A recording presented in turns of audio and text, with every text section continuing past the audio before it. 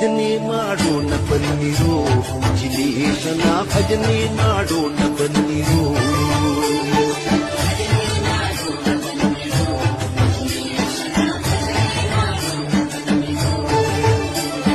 ಭಜನೆ ಮಾಡುವ ನಿತ್ಯ ಸುಜನರೆಲ್ಲರೂ ಕೂಡಿ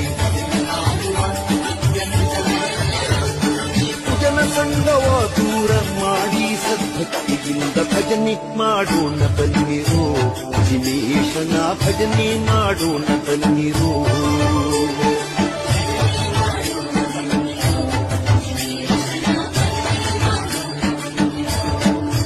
ಭಜನೆ ಮಾಡೋಣ ಬನ್ನಿರೋ, ಜಿನೇಶನ ಭಜನೆ ಮಾಡೋಣ ಬನ್ನಿರೋ.